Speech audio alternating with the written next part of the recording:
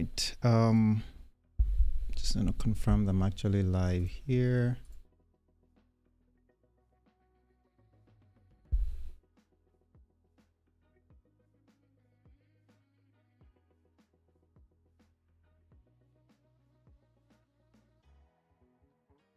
Making sure everything is working right, and that's save.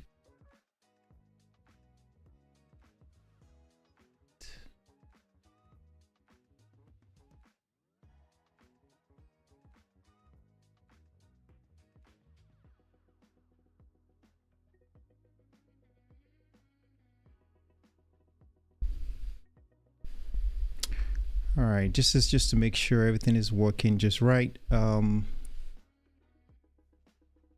My audio is working right as well. Cool. This is my first time going live on this channel, and I just wanted to touch on something that I believe that you know, as an immigrant, we all want to talk about. I think it's important to establish this idea that, you know, when it comes to building financial wealth or reaching our financial goals, it comes down to some few things, and you don't really need to be an expert in understanding different investments. You don't really need to invest in a lot of things. They're just some simple things that we need to do. However, in order to be able to reach those goals, we need to be very careful of some things that may hold us back, and that's what I'll be talking about in this video. If you're new here, of course, please feel free to join the channel or subscribe to the channel. It goes a long way. If you find value in this video, please don't forget to drop a like on it. Now, I would start with an article that I found that really inspired this video, and I think it's important to share this article at this point of this discussion. Wherever you are, I hope that you are able to benefit from this. Again, this is my first time really going live on this channel, so bear with me if as I try to sort out this whole thing. All right, the first article here, which I'm going to share with you right there. You know, you can see the headline already, and it reads, let me see, it says more Americans are struggling even as inflation cools, and here's why. I mean, it kind of goes down, you know, to talk about some other factors about prices being high, and also about the fact that, you know, things are expensive, and we all know that already. Let me move myself out of the way. But there's an important area that I think was highlighted. And as you can see, under the key points, the second point there is, as consumers lean on their credit cards, more borrowers are also falling behind on their payments, recent reports show. And this is now focusing on credit cards. And this is a big area that I believe that we all need to talk about, because credit cards, a lot of immigrants come into the country thinking, well, it's easy to get credit, right? Yes, credit facilities are out here where you can walk in, like payday loans, right? That's one of the worst things you can do, of course. But I think, you know, majority of people have actually woken up to understand that payday loans are really a big ripoff, and that's not something that you want to put your money into. But I think the important one here is really credit cards, and that is really one of the things that I'll be talking about on this video. Another article, just to kind of show you a few that I've actually come across while I was kind of just researching this topic or this idea, is the second one here. And it says, carrying credit card debt has gotten more expensive as interest rates have soared. And as you know, the article also goes on to talk about the impact of credit card debt and how it impacts your credit history. Now, one of the things I always share when I meet new people or people that are new to the country or trying to settle down, that I always share with them is the fact that, you know, if you're trying to settle into this country, it's so important. One of the mistakes I made when I first started, right, is that I was so caught up to keeping my ideas of not wanting to get into loans or get any loans or get credit cards, because, you know, from where I grew up in Nigeria, we don't really deal with credit cards. You buy things with the money you own. And that means you've worked for the money, you've saved it, and then you use that money to buy what you want. And that thing is yours. So if you want to build a house, you build a house with your money. If you want to buy a car, you buy the car with your money. So that means you're not having to rely on any credit facility from a bank. However, after moving here, I realized that the system is quite different, and that was something that took me a while to understand. And that's why I'm really sharing this information with people, so that you don't have to make the mistakes I made. So one of the mistakes I made when I first started was that, I didn't want to get credit cards. I was avoiding debt. For like 5 years of my time here when I first settled in, right? I didn't take any credit cards. I avoided it like a plague because I knew the consequences. However, it also hurt me. I mean, you would think the system here is quite advanced, and it is advanced, right? But why do I need to establish credit history in order for me to get a loan? Like, what if I have my money? Can't I just buy whatever I want? And that was how I operated, when I first moved here, right? I saved my money, used my money to buy whatever I needed, and that was it. But it came at a cost. And examples, and when the examples goes on, but one of the examples were I had to put down deposits for any rental. If I was renting a place, I had to put down deposits. If I was going to buy, set up like utilities, whether it's power, whether it's internet, you have to always put deposits down because there was no credit history. If you were to rent a place, you have to put down the first month's rent and then the last month's rent and all these fees, right? All on something that I could afford. I could afford it, but just because I didn't have that credit history. So I decided, you know what? How can I avoid paying all these extra things, paying for this extra deposit that I didn't have to pay for, or making this additional payment that I didn't have to make? Well, the thing that I needed to do was to establish credit history. So I took that route, got a credit card, and then I was able to establish that credit history that was needed.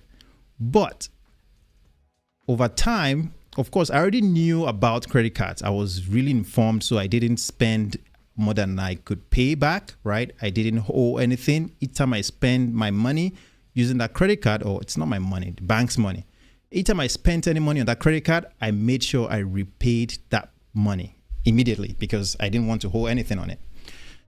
Now, fast forward, over the course of years, you meet people, and this is really that mistake that you want to avoid. And that is, if you have any credit cards, make sure that you pay it back, because at the end of the day, it is the bank's money, and they will assess a fee in terms of interest. And there's so many other fees, whether it's late payment fees, whether it's cancellation fees. There's so many fees that they assess. And you want to make sure that you avoid those fees. Yearly fees is another one, by the way. You want to make sure that you avoid those fees as much as you can. And most importantly, you want to make sure that you pay it back in full. Preferably, you use a credit card and you pay it back right away. So with that said, what are the consequences though of you not paying these credit cards back? Like I shared earlier, this article that I just shared with you, people are going on vacations nowadays, traveling, especially during the summer. And, this article really went on to talk about how people are relying on credit cards. So, you go on a $1,000, $2,000 vacation, but then you have to rely on a credit card. But guess what? You don't pay it back for a year or two. Mind you, you've gone on this vacation over 2 years ago. So you've spent this money, but you're carrying that balance for the next 2 years. How does that make sense? Because the problem with that now is that the interest that you would pay on that credit card is almost enough to pay for another vacation. And here's an example. According to the stats out there, which I can pull that up as well. All right. The average credit card interest, as you can see, all right, this is according to Google, right? With an AI result, the average as of July 2024, the median average credit card interest rate is 24.62%. I mean, think about that. Even in the stock market, you don't get this return. Last year, the stock market returned about 21% or so. The year before that was around 20 or so. And even if you had invested money in the stock market, you wouldn't have made 24% on your money. Now, there are some stocks you might have invested in that may pay you more than 24%, things like Nvidia. We can talk about that, but that's not the topic for today. The main importance of this topic, of this discussion today, is those credit cards. Those credit cards are things that will hold you back financially. Think about a boat that has a hole in it. All right.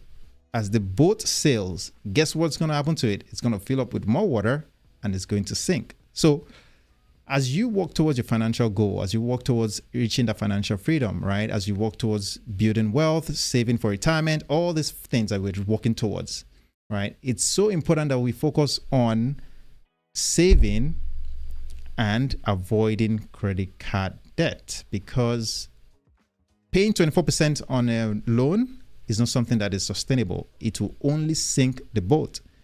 And the worst thing is that every month, this debt, the balance, if it's not paid off, compounds over the course of time.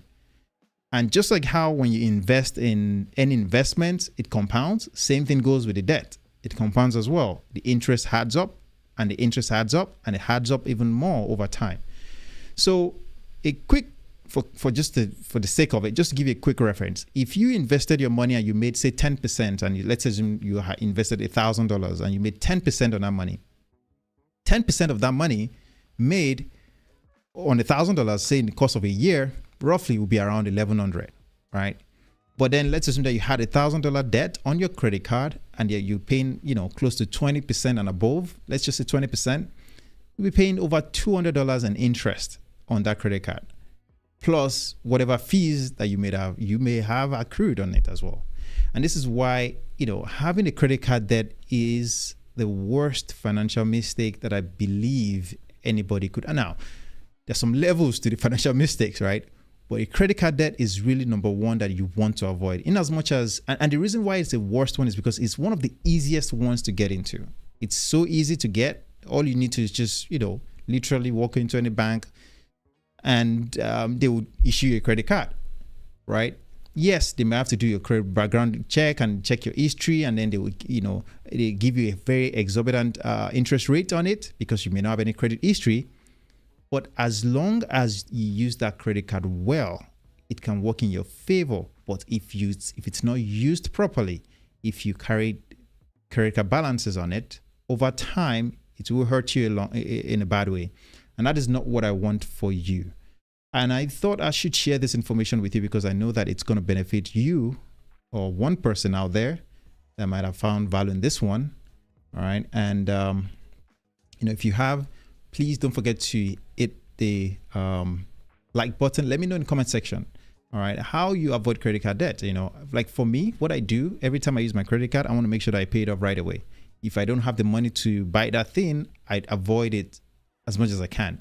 I avoid it as much as I can because I don't want to find myself in a situation where I buy something that I'm not going to pay off completely. That is not my goal.